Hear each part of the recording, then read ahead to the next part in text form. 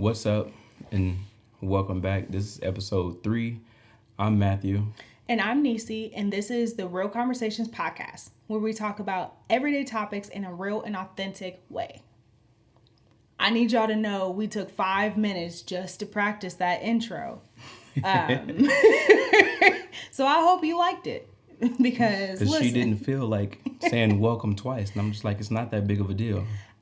It was redundant. I don't like that. Nobody would have paid attention to it. I feel like if you are listening, then you would have paid attention. Whatever. You just got welcomed twice. You better be grateful. Listen, we welcome you once. We welcome you twice. We welcome you 3 times in the name of Jesus Christ. For all my old school Kojic folks out here, bless the Lord on my soul. How you doing today, baby? I'm good. I am great. I didn't fall asleep in church today. I almost did a couple times. Okay. It was nice, though. It was nice. It was. It was very nice. Very nice worship service. Great breakfast. 10 out of 10. Highly recommend. I cooked it, so you're welcome. You just had to throw that out there. Mm-hmm. Okay. I don't cook very often, so when I do, and you compliment me, it makes me feel good. You can cook as much as you want. But see, that's the thing. I don't want to. But you can. Yeah. And I taught you. So I'm going to just stop. Is 60-40. 64? Yeah. So, like, that means you're going to cook 2 times a week now. Yeah. We can talk about it later. Anyway, yes. How are you today, my dear? I'm good. I just took a shower, so I feel nice and refreshed. Come on, clean. Fresh and clean. So clean. Hey. I don't know the song well enough, so I'm not gonna I'm not gonna do it. But y'all know what I meant. I'm excited about today's topic. Yes, today's topic. Definitely, like, as soon as we stopped recording last week's, I feel like God was like, all right, here's the next one. And I was like, okay. So, yeah, I'm super excited. So for those of you who don't know, Matthew and I are married. I mean, it's kind of obvious. I hope so. But we've been married for 2 years. We celebrated our 2nd anniversary March 14th. So, yes, we got married the day before everybody said, you know what, let's just go ahead and close the United States of America. Mm-hmm. Everybody's getting sick. We just gonna go ahead and bunker down in our cribs. Our spring break was like 2 months. It was not 2 months. It was 2 weeks. Because then we got quarantined for a while. We got back and never went back to school. We didn't go back to school. Time. But that wasn't spring break. Spring break is when you don't have to do anything. And we still had work to do. That's true. So our spring break was 2 weeks. Okay. And then then we was inside for months. How did we make it? Love and Jesus. Listen. In some random games you kept making up because you was just super bored. We didn't play the games. You just sat there on your phone and watched me play the games. Did I just say we? Oh, I meant you. Yeah. Yeah, I meant you. Yeah. 'Cause I'm the one that get bored all the time. Yeah, that is true. I could just sleep all day. I don't care. No cares in the world. I cannot. So, opposites attract, apparently.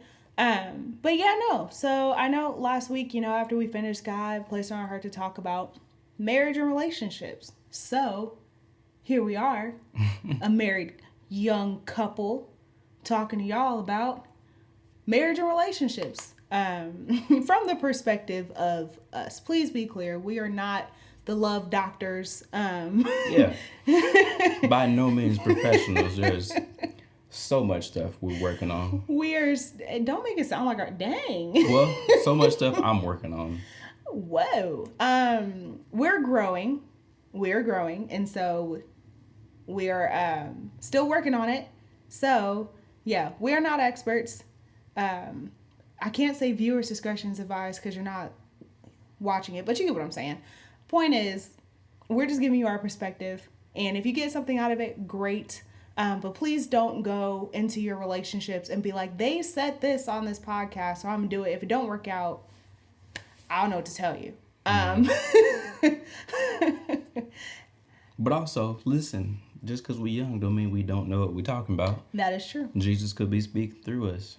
That is true. I just had to throw that out there because you know what I'm saying. People love to place blame. I was listening to a podcast. They said this didn't work. It's their fault. No, don't do that. Mm-hmm. But I know a lot of last week we talked about our growth and our testimonies personally, but we haven't talked about how we met and how we came to be, and for some reason Matthew loves to tell this story. Like he just I don't know why. It's like when someone asks how did we meet, his face just lights up like a 5-year-old in a candy shop and he just gets so excited. It's such a funny story. Yeah. So babe, why don't you go ahead and tell the people how we met, how we started dating? Well, first of all, I like this week's topic just because even though God told us to talk about those last two, I'm just like, that's pretty heavy. Listen. I'm not a heavy person. I'm goofy. Let me talk about some goofy stuff. So that was awkward. So I'm glad to get that out the way. Talk about something a little more lighthearted. So usually when we're around people and they ask us how we met, I'll whip out my wallet real quick and pull out this little piece of paper. Because what she did was, okay, I'm going to set the scene for you. Oh, my gosh. We in Iowa, 2016. Just came back from some kind of break. It was Christmas break. It was cold outside. There was snow on the ground and in the tree. Right. You said set the scene, so. So we just now finding out that we have this class together. We hadn't met before this, but she had been stalking me in the hallways. So, pause. Let's go ahead and address that. Nope, so, you told me that, so I can say that. No, let's go ahead and address this, right? First of all, I was not stalking him. Let's just clarify that. What had happened was, I saw him in the hallway one time. I was walking with a friend. Now, in high school, I knew mostly everybody. I had not seen him before. And I thought he was cute. Whatever. All right. So I wanted to know more about him. And now since I know most people, I asked around. I don't feel like that's stalking. I feel like that is gathering information. You want to know how bad you stalked me? You found out what church I went to and you told your parents, let's go. That's not true. Second of all, I went to church one day. I was up there playing the drums and I looked down and there she is. I was like, I haven't seen her here before. And then we showed up to class that next day. And I was like, didn't I just see you yesterday? So that's not true. Let me be clear. I did not know he went to this church. My dad knew some people, had started a church that he grew up with, so on and so forth. In our small town, all black Pentecostal churches, all black Kojic churches, everybody knew everybody. So my dad was like, oh, hey, I told them a long time ago we were going to go visit their church. Today is the day we're going to go do it. Okay, so we went to this church. And when I walked in is when I saw this man right here, Matthew. No, I'm just playing. I saw him on the drums and I said, small world. That is what happened. Do not believe him. Anyway, can you stop making these little embellishments? Sir, okay. Making me sound like a stalker. I mean, this is all stuff that you told me, so I didn't tell you that I stalked you and came to your church because I knew you were there, and I didn't do that. I mean, the evidence is just stacking up. All right, bro. Anyway, continue. So we had a class together, so we had seen each other before, and she sat in front of me. I sat in the back of the class, as most young black men do. I sat in the back of the class and I was just back there chilling. And then you came in and you sat in front of me. Do we have assigned seats? No. Yes, we did. She sat you in front of me? Well, you know she had a seating chart. Because before that, I was sitting on the far, left side of the class. Yeah, that's right. And then, she changed seats. So, no, good and well. So this that was God. Was not. so this was God. Because we were sitting on the whole opposite sides of the classroom. But no, so her seat was in front of mine. And then we went a couple weeks in the class and we was reading this book. But the teacher wouldn't let us take the books outside the class.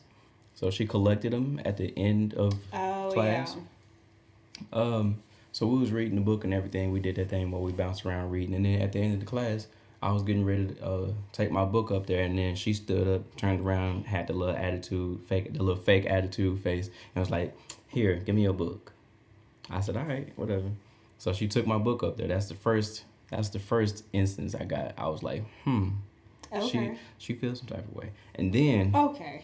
on the book where she did let us take it out the classroom, one day the bell rang. She was like, "All right, y'all get out of here." And then you stood up, grabbed your backpack, snatched my book up, and then took off running. I didn't chase after you because I knew our lockers were literally like 10 feet away. This is true. This is true. So I went to my locker and I act like it did not happen. I just went to my locker. Might as well have been whistling. But no, I was. You should have seen the look she just gave Oh me. my gosh, my eye should have got stuck in the back of my head. Anyway, go ahead. I was just at my locker acting like didn't nothing happen. And I stood there for like 5 minutes waiting on her to bring me my book back. And she finally got sick of waiting. So she said, and then she walked over there and was like, "Here your book." And then walked away. And then I was like, whatever. So I threw it in my locker, and then this sticky note fell out. She had took a sticky note and folded it in half and then wrote "text me" on there and wrote her number on there. So I have been keeping it in my wallet for a while now until about 2019. I lost it. My I'm gosh. so mad I lost that little piece of paper because I swear I was going to pull it out and tell our kids about it like every month. I took a picture of it. So there's a picture. Yeah. I mean, I guess. But that's all I got. Man, I'm so mad I lost that piece of paper. But yeah, that's it. And then after that, I texted her. That was a couple weeks before Valentine's Day. So I was texting you, and we was texting back and forth. And then I was just like, "You want to be my girlfriend?" And then she said, "Yes." I said no, I'm just playing. Now, the funny thing is, I said and yes. we didn't find this out. I didn't find this out until later on down the road. She only started talking to me because she thought that I was a thug, and she thought that I was some mysterious Why are thug you person. always exposing me? Because we having real conversations. Oh my gosh. You were just exposing. You was just judging me and putting all them stereotypes on me just like everybody else was. Oh my goodness. I was new to the school, so I was quiet and I didn't talk to nobody. And then I liked wearing hoodies, so I just wear hoodies all the time. And then she said that I stood on the corner a lot. I was like, the only time I stood on the corner when I was outside waiting on my mom to come pick me up.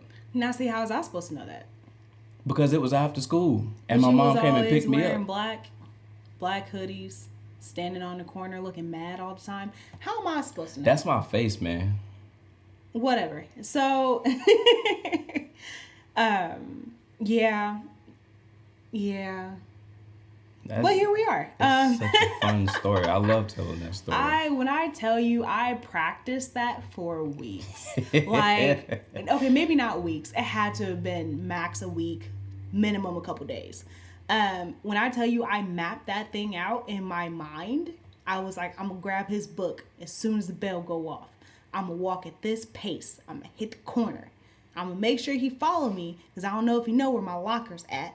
And then I'm gonna have my number pre-written on this note so I don't fumble. So it's already gonna be written. It's just gonna go in there. And then when he come get his book, boom, it's in there. Now I gotta find a spot. Where is he gonna make sure he open the book so he sees That's where you messed the up. actual number. That's where you Where messed can up. I put it? Like You knew I didn't read that book. I didn't know that. You knew I didn't read All that right. book. Well, the point is you found it because it fell out. Yeah. Whatever. The point. It was God, man. I'm telling you. Ain't because the way you tucked it in there, ain't no way that sticky note should have fell out of there, but it did. Listen. But it did. But it did. But Come God. on now. But yeah, no, I practiced that for a minute. So no. So yeah, we started texting and stuff, and then I think after I asked her to be my girlfriend, we was talking for a couple months, and if you ask her, That's incorrect. We were talking for like what, a couple weeks. No. You told me you loved me. No. And we had only been together for like a month. Because it was still cold outside. No. I remember because it was snowing real bad. No. And I was sitting in my basement and I was laying on the couch. And I looked at my phone and you had texted me. And here's the thing, right? No. He said, no. I think I'm starting to fall in love with you. I didn't know. Right? See, you're telling it wrong. No, you said it wrong. No. You said it wrong. So that's what you said. So you fell in love with me after we had only been dating for a couple weeks. Because I'm that chick. That's it. That's all I gotta say. Are you done? We had been officially talking for like a month, maybe a month and a half. You told your side, let me talk. All right, bro. We had been talking for like a month and a half. That's still fast, but listen, whatever. If it's destined by God, it is what it is. What I said to her was, it was around Valentine's Day. So it was. Hold on. No, I want to clarify that you said we started texting, right? We became official around Valentine's Day. No. Yes, we did. Because we didn't have school on Valentine's Day and I was mad because I was going to wear something cute because we were texting. And we didn't have school, but you texted me Happy Valentine's Day, and 2 days later, that's when we started dating. And now you're about to say that's when you told me that you love me. So clearly I was right, but go ahead, continue. Either way, we had been talking for like a month and a half. And right. I said, okay, even if it wasn't around Valentine's Day, what I said was, I think I'm starting to love you. Which is exactly what I said. No, you said fall in love. You can love somebody. Anyway, I need y'all to know we done had some debates about this for about a solid hour. So now she's going around telling everybody saying, he said I love you first. Because he did. Those words didn't come out of my mouth. Go ahead and comment when y'all listen to this podcast if you think Matthew said I love you first. Just go ahead. Just go ahead and let him know. Tell him the truth. Tell the truth, shame the devil. They wasn't there. All right, bro. I really wish I could go back and find those text messages. Because we tried it and we only got to, what was it, like 2019 or something like that? Yeah. We literally one night laid in bed and I sat there scrolling through our text messages for like 20 minutes. My phone got hot. It was heated. It said, what are you doing? Because them conversations was spicy. We had no business talking about. They don't need to know that. What? I'm trying to live like you living because you exposing me. So now you exposing both of us. We agree that they don't need to know that. All right. The point is, it got spicy. Lord, gonna get me in trouble. That's why your phone got hot. It's hot. We married now. It don't matter. Yeah. But speaking of which, in our conversations when we were young children, we our relationship definitely has matured. Thank God. Yeah. Because we said, we was just talking about some stupid stuff. I love you. Hey, what you watching? Like, what? What you doing? I love you. Mm-hmm. That was it. Yeah. How did I even know who you were? Because we didn't talk about nothing. Oh my gosh. Yeah. Holy cow. It's ridiculous. I don't think I ever thought about it that way. We really didn't talk about anything. We didn't talk about crap. We talked about nothing. But how much we loved each other. How? Like, how do you know? How do you know? Like, I don't think we even really started to get to know each other until you moved here to Indianapolis in like 2018. 2 years after we started dating. Yeah, that year apart was rough. Listen, for all my people out here doing long distance relationships, God bless you. All my people out here doing long distance relationships and you're graduating from high school and you're going to different colleges, may the Lord bless you. Look, man, if we made it, they can make it. You can make it. God bless you. You can do it. Don't let anybody tell you that you ain't gonna make it, that you can't do it, that you're not gonna work out. If you put in the effort and the time and a commitment to one another, you can do it. It's just you're gonna have to eventually make the decision to do something crazy, something outside of your comfort zone, and just move. That's what I did. Yes, you did, baby. Man, 'cause I'm a first generation college student, so the fact that I'm leaving home to go to a college that's out of state to be with some girl. Which I didn't know that. I told you need to go to school and do something with your life. Yeah, that's what my mama said too. That don't mean I wanted to do it. I told you, I was like, you don't have to come here, but there's an art school here because you were into art. I told you there's an art school here. You know, I mean, there's my college, but I was pushing you more to go towards art school because I really thought that's what you wanted to do and were passionate about. But my point was, I don't care where you go as long as you go somewhere. Now, I did not know that he had decided to come to our college solely, or not solely, but mostly because, or is it solely? No, it's mostly. Okay. Mostly because of me. Did not know that at the time.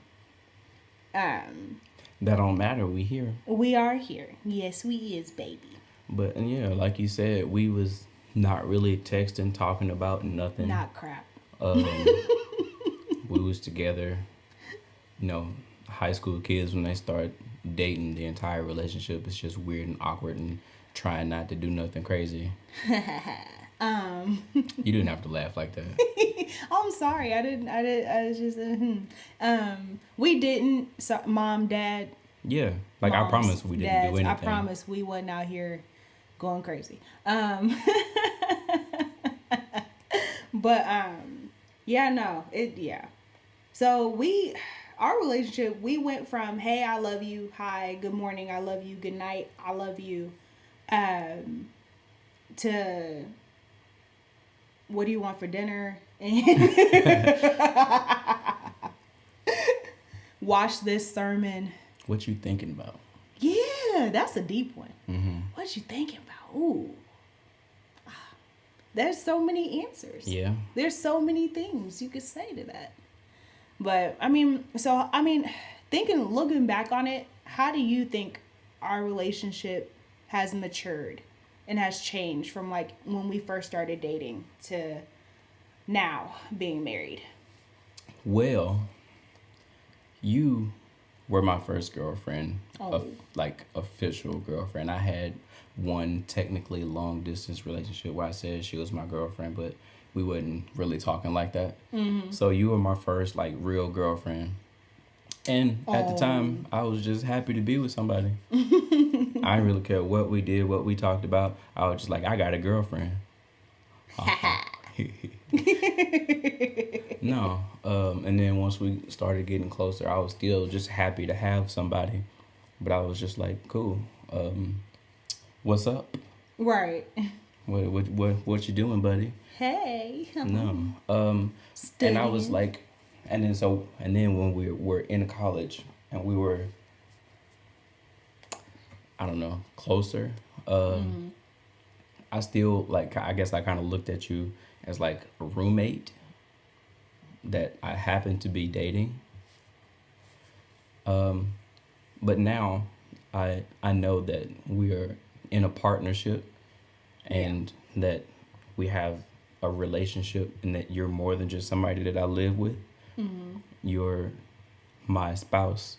You're someone who is a part of me because when you get married, you become one. So you're somebody who is a part of me and that I need to make a conscious effort to constantly check up on, and I'm constantly thinking about you, asking how you doing, anything that I can do to help, what can I do to help you that you don't have to tell me to do. Yeah.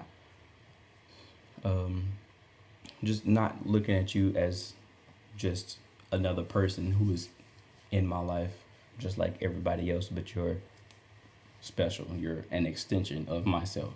Yeah. Yeah. I mean, I agree. I mean, when we, like you said, when we first started dating, our conversations were very shallow.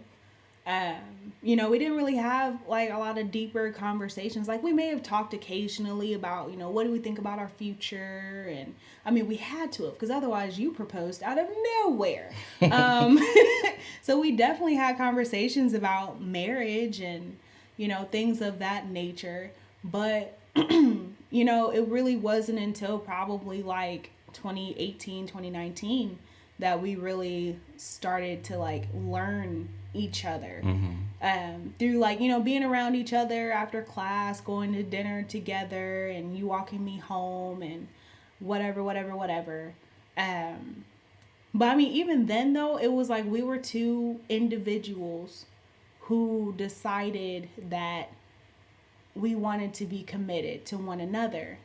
But I mean, we were still very individual minded because I mean, we weren't married. And so I think what's changed for me is like now we are married. Like you said, we're one. And so when I make decisions, I don't make decisions and you're an afterthought. Now is when something comes up, the first thing I think about is you, not how I feel and what I think, and then how would he feel if I did this. But it's like, okay, this came up, how would this affect him? What would he think? Let's talk about it together, and then we'll make a decision. You know what I'm saying? Yeah.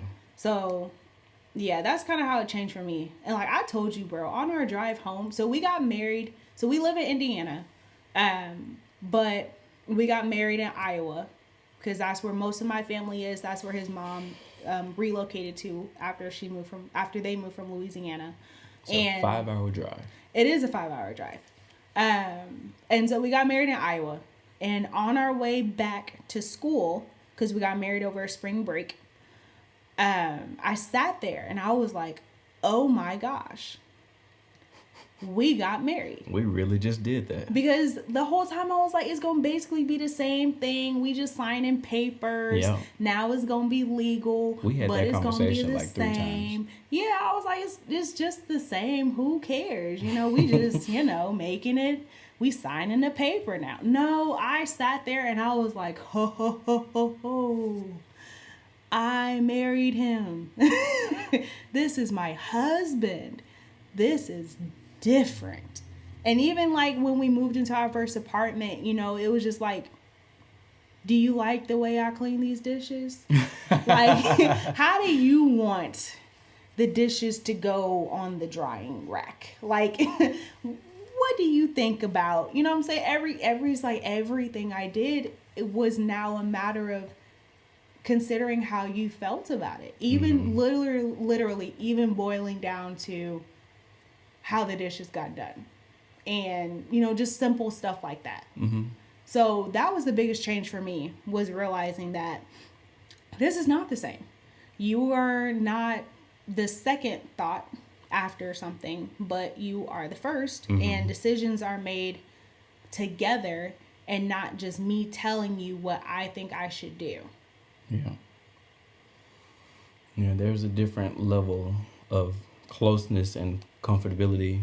Yeah. When you're between being married and just in a relationship. Yeah. Because you know that once you make that commitment to being married, it's like, I am going to marry this person and spend the rest of my life with them. That's different. Right. That you love that person. Yeah. And you don't regret it. So, and then from the outside from the perspective of somebody who's single or somebody who just started dating somebody, and you talk about making a commitment, spending your rest of life with somebody, that sounds scary. And you're like, ooh, I don't want to do that. But when you found that person, it's not scary at all. It's a happy thing. Yeah. You're just like, yo, I get to spend the rest of my life with this person who makes me this happy and who cares this much about me. Yeah. Like, what did I do to deserve to be able to do something this great? Man, for real. And what just came to my mind? I've told you this all the time, and I don't know if I've said this on the podcast or not. Maybe I have. But I told you, because like earlier when you said like our marriage, us being together, was ordained by God. And that is true. Because remember, I told you, like, let's just be a buck here. I definitely was in some quote unquote relationships, because how I feel is if you was in high school, was that a relationship? But the jury's out. The jury's out. Whatever. I don't know. But I was definitely in situations that were not healthy or good for me. And I sat there and I prayed and I was just like, God, can you please bless me with a boyfriend? Somebody who fears God, somebody, who is funny, who has an old soul. I think I said some other stuff. And then I said somebody who has an iPhone so we can FaceTime. And you check all of those boxes. Yeah. Every single one of them, even down to the iPhone. How in the world? And you know what's crazy? Every time you say that, it's literally like after that summer where I went to go visit my dad, I think in 2015, he sent me an iPhone because I had an Android. I had not too long started having my own phone because my mom made me share her old flip phone with Olivia, my sister. Yeah. So we moved up there, and then Marty, my stepdad, shout out to him, was like, let that boy get his own phone. And I said, yes, this is what I've been telling you. I can't keep sharing phones with Olivia. I'm in high school, about to graduate. So I had a little Android phone, and I went up to visit my dad in 2015, and he was like, no, you can't do that. So in the beginning of 2016, he sent me an iPhone. So I got an iPhone just in time for us to start talking. So I was like, and you keep telling that story, and I'm just like, yeah, it has to be because I got the phone just in time. It's crazy. Like, for anybody, like, there's just no way. Like, you can't tell me God ain't real because that just don't make sense. Like, you know what I'm saying? I don't think there's no, like, crazy coincidence. Like, every single thing I asked God for in a man, he gave me. There's like, it just, everything. How many people can literally say, yes, my husband, my significant other checks off every box? And I was 18 at the time. So thank God I prayed the right prayer. Yes. Because otherwise, them boxes would not have been the boxes that I needed to have checked off. So you would have been very disappointed. Bruh. But yeah, I mean, I think, like, it's just crazy. Like, God really did bring us together. And I'm so happy. Yeah. I'm so happy. Yeah. I'm very happy too, baby. I hope so. I'm like, I said it twice now. Come on now. Say you happy too. I love you, man. But no, the biggest... Whoa. Say it back. I love you too. Come on now. I didn't know if that was just something that you No, say it back. I love you too. Okay. But I was saying the biggest difference between being in a relationship and being married, not the biggest, but just one of the big few, is making the conscious decision to constantly think about the other person and what you do, how what you do will affect them. Yeah. Yeah, definitely. So, I want to ask you, babe, what is, I guess, I don't know. There's so many things that I know we both have learned since we've been married. Mm-hmm. But I guess kind of what are like the biggest one or two things that you have learned about, I guess, relationships, about marriage since we got started here in 2020. Since 2020? Well, since we've been married, yes. See, that's one of them questions to where when you ask it, I'm like, yeah, I done learned some stuff. But when you ask me to list it, I'm just like, you want me to make up? I gotta, okay. I'll go first. Let me think about it. Okay, let me go ahead and go first.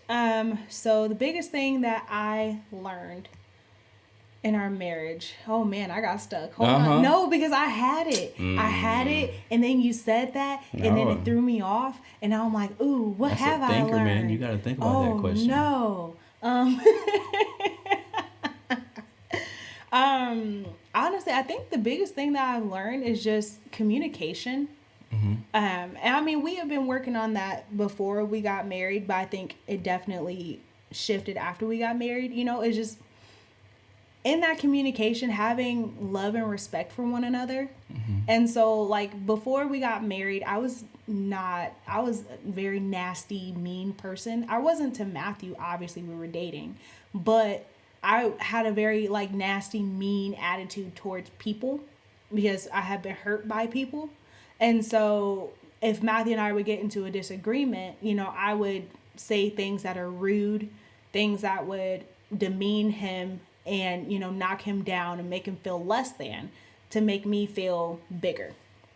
And I had to learn and realize that that's not okay because I love him and I respect him. And if you love and respect somebody, you're not going to say anything to hurt them, even if you are upset with them. And so that's the biggest thing for me. And I mean, to be honest, we haven't argued since like 2017, 18. It's been a minute. I mean, obviously, every couple has disagreements. Right. But like, I'm talking we have like like small arguments, but we right. not no big argument. I'm sorry. I didn't want to make it seem like we don't argue, whatever. I mean, like, as far as yelling, I'm really, really angry at you, don't talk to me type thing. Like, that had at least 2017. Yeah. Probably 2018. I mean, yeah, don't get me wrong. We definitely have disagreements. But the thing is, when we disagree, we talk about it. You know, he says he feels one way. I say I feel one way. We explain to each other how we feel. And then we come to a mutual understanding. And so that's the thing, you know, having that communication and talking it out, having an authentic space to where you feel safe and comfortable to express how you feel. Yeah. And so then also respecting your partner.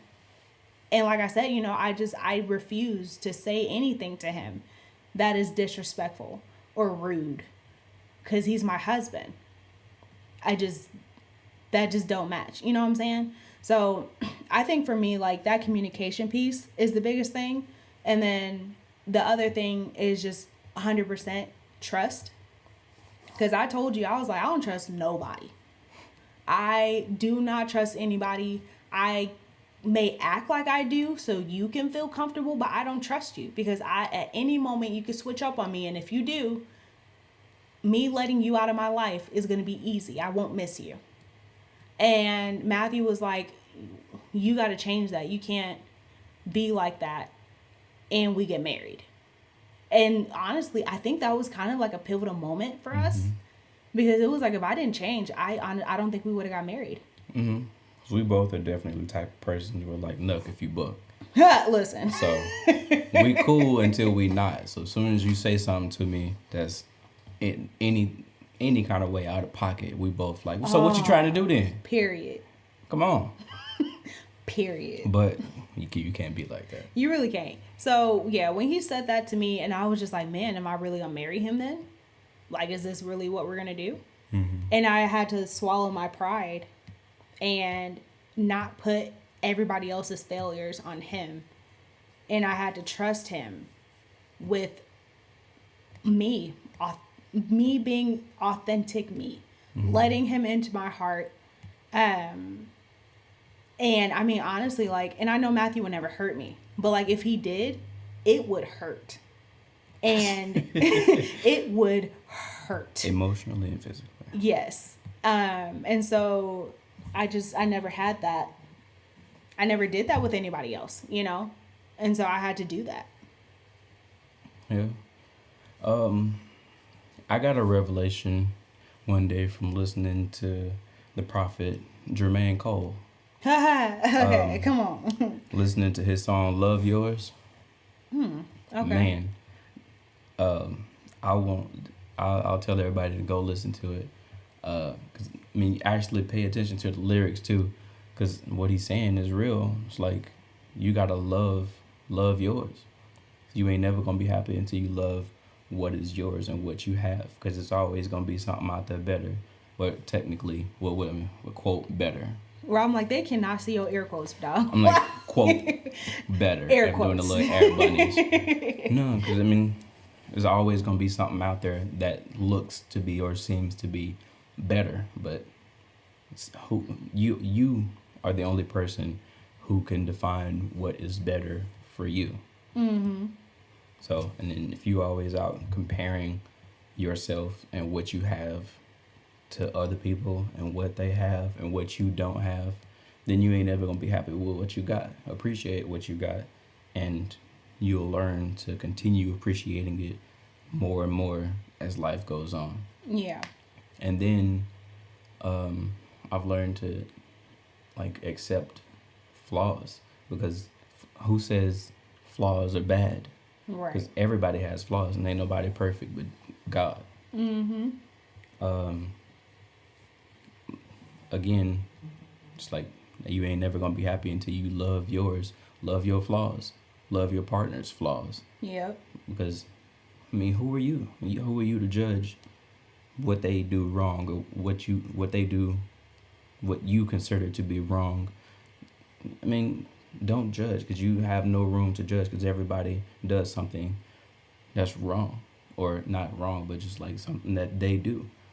Don't be a judge of other people doing something that you probably do too. Yeah. Absolutely. So, whoa. No, I'm kidding. I hope you guys got something out of this. I mean, I know we talked about, from a little bit from a relationship perspective, but mostly from a marriage perspective.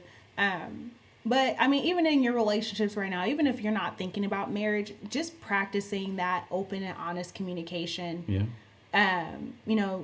Accepting your partner's flaws and, letting them be them. Mm-hmm. I mean, I think even whether or not you're married, creating that space in your relationship is so important. Yeah.